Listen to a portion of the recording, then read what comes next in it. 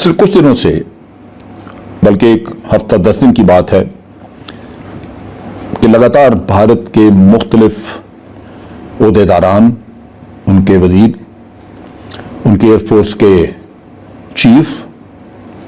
उन्होंने पाकिस्तान के खिलाफ बातचीत करनी शुरू की है। पाकिस्तान में जो इस वक्त हमारे सियासी हालात हैं वो तो आप सबके सामने हैं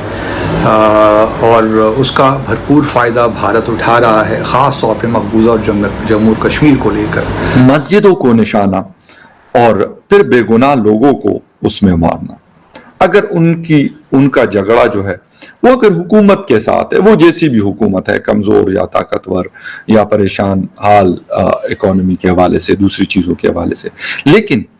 अगर उनकी जंग उनके खिलाफ है तो उनके साथ लड़ना चाहिए, ना कि आम सिविलियन को वो निशाना बनाते हैं। कि पाकिस्तान भारत में दहशतगर्दी कराता है और अब भी जबकि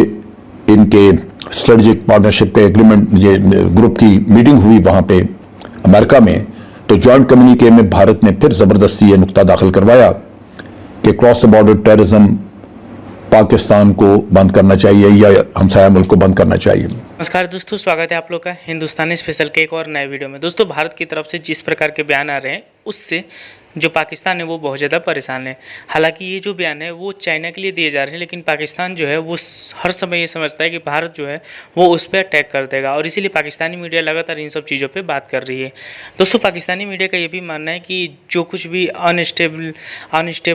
जो उनकी पॉलिटिक्स हो गई है उसकी वजह से जो भारत है वो उसका बहुत ज़्यादा फ़ायदा उठा रहा है। दोस्तों, ये बात कितनी सच है ये तो पाकिस्तान ही जानता है, लेकिन जिस तरीके से ये बात कही जा सकती है कि जो इमरान खान है वो खुद अपने कंट्री को नुकसान पहुंचा रहा है, उतना कभी एनडीएस या फिर और भी जो उनके दुश्मन मुल्क के जितनी भी एजेंसियां वो नहीं पहुंचा सकती, क्योंकि जिस प्रकार से इमरान खान ने अपनी ही आर्मी, अपनी आईएसआई के खिलाफ गालियां दिलवाई, उसको देखते हुए कहा जा सकता है कि इमरान खान जो है वो खुद पाकिस्तान के लिए खतरा है। और ये चीज़ जो है ये पाकिस्तान के एंकर भी बोल चुके हैं। लेकिन आज पाकिस्तानी मीडिया जो है वो ये बात कर रही है कि जो भारत है वो इन सब चीज़ों का फ़ायदा उठा रहा है। और सबसे बड़ी बात यह है कि भारत जो है, उनका ये कहना है कि भारत जो है वो हमें धमकी दे रहा है कि हमें जंग के लिए तैयार होना चाहिए, और ये सब कहीं ना कहीं पाकिस्तान के लिए कहा जा रहा है। दोस्तों, ये वीडियो में आकर बढ़ते हैं और देखते हैं कि पाकिस्तानी मीडिया जो है वो इन सब चीज़ों पर और क्या क्या बात कर रहा है। पिछले कुछ दिनों से, बल्कि एक हफ्ता 10 दिन की बात है कि लगातार भारत के मुख्तलिफ ओहदेदारान, उनके वजीर, उनके एयरफोर्स के चीफ, उन्होंने पाकिस्तान के खिलाफ बातचीत करनी शुरू की है, जिसमें वो धमकियां दे रहे हैं पाकिस्तान को। एयरफोर्स के चीफ एयरफोर्स को कहते हैं कि आप एक बहुत छोटी शॉर्ट लेकिन इंटेंस जंग के लिए तैयार रहें। वजीर उनके कहते हैं कि हम पाकिस्तान के अंदर घुस के उनको मारेंगे। बाद वुज़रा, बाज़ लीडर उनके कह रहे हैं कि ये वक्त है कि पाकिस्तान से कश्मीर का इलाका वापस लिया जाए। भारत वो मुल्क है जिसके अंदर लीडर्स में शर्म और हया की बहुत बड़ी किल्लत है। पाकिस्तान को हमेशा दुश्मन तो समझते थे, लेकिन उनकी मकाराना चालें उस वक्त ज्यादा खुल के सामने आती हैं जब पाकिस्तान के अपने अंदर एक टर्मोइल होता है, एक अंदरूनी खलफशार जब पैदा होती है तो यह दुश्मन फौरन उससे फायदा उठाने की कोशिश करता है। पाकिस्तान के अंदर जितने भी दहशतगर्दी के वाकयात हुए उनमें सब में भारत मुलव्वस रहा, और भारत के साथ साथ अफगानिस्तान की उस वक्त की इंटेलिजेंस एजेंसी, जिसे एनडीएस कहते थे, वो भी शामिल थी। लेकिन मुनाफिकाना हरकतों का आलम यह था कि पाकिस्तान के अंदर बहुत बड़े बड़े वाकयात किए, जिनमें हमारे सीने पे जख्म है आर्मी पब्लिक स्कूल के वाक़े का, क्योंकि भारत ने ही स्पॉन्सर किया, उन्होंने पैसा दिया तालिबान को ये करवाने के लिए। और फिर इस वाक़े के बाद रोना वही रोया कि पाकिस्तान भारत में दहशतगर्दी कराता है। और अब भी जबकि इनके स्ट्रेटेजिक पार्टनरशिप के एग्रीमेंट ये ग्रुप की मीटिंग हुई वहाँ पे अमेरिका में, तो जॉइंट कम्युनिके में भारत ने फिर ज़बरदस्ती ये नुक्ता दाखिल करवाया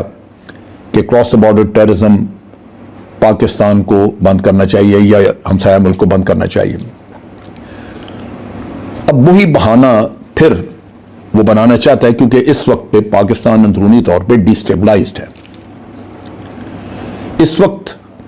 अवाम की तमाम तवज्जो इस वक्त के सियासी बहरान की तरफ है। पाकिस्तान में जो इस वक्त हमारे सियासी हालात हैं वो तो आप सबके सामने हैं, और उसका भरपूर फ़ायदा भारत उठा रहा है, ख़ास तौर पे मकबूजा और जम्मू और कश्मीर को लेकर।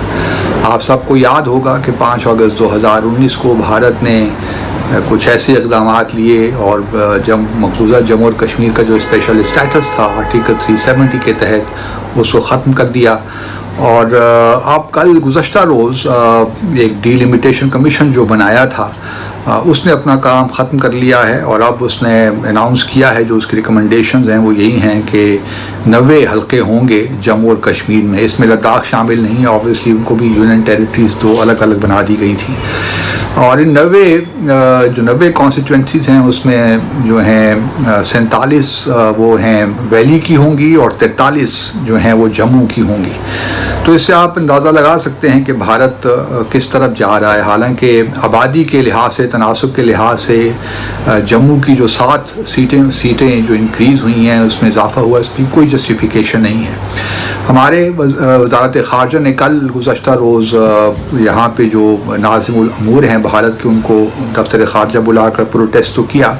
लेकिन अब हमारी सारी जो सफारतकारी है बस इसी पे रह गई है कि हम प्रोटेस्ट ही करते रहते हैं, कभी भारत के साथ और कभी अमेरिका के साथ। लेकिन इसमें 2 बातें बड़ी अहम हैं। जब भारत ने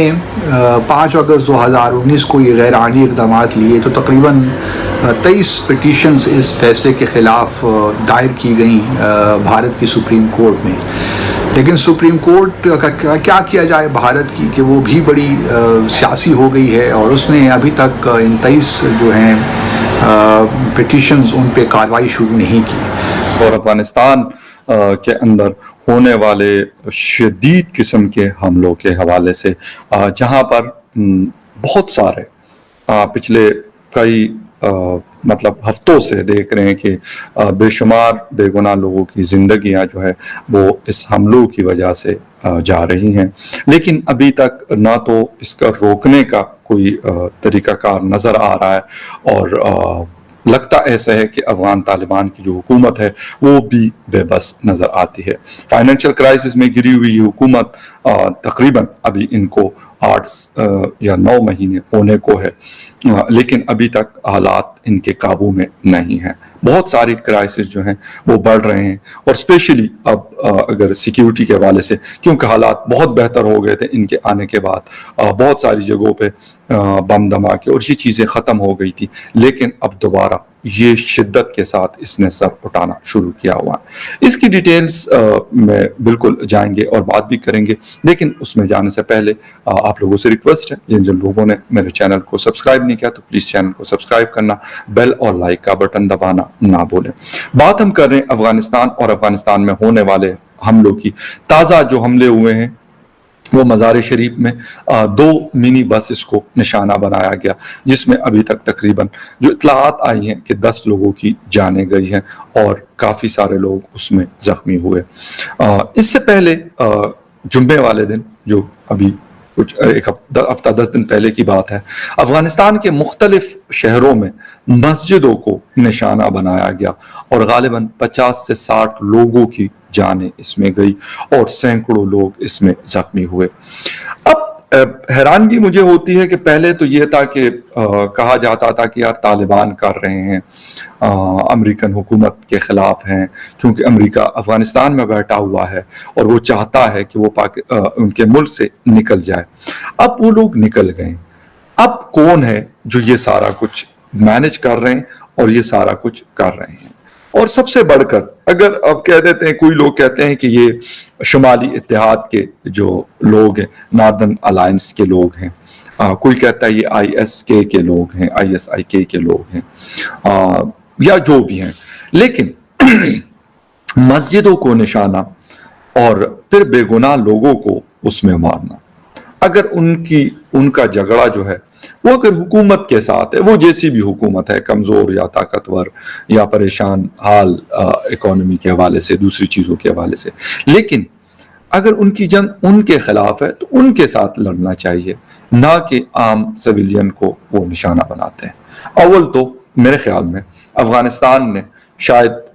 जिसे कहते हैं कि मतलब डिकेड्स से ये चीज चल रही है, अफगानिस्तान में 5-6 डिकेड्स होने को है कि यही चीजें चल रही हैं और लोग वहां पे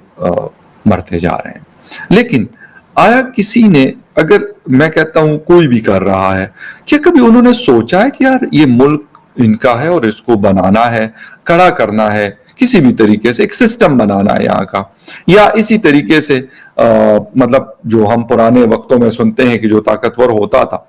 हुकूमत उसके हाथ में होती थी, ताकतवर आएगा कमजोर को दबाएगा, उससे हुकूमत लेगा और कहेगा मैं इस मुल्क को चलाऊंगा। बेशक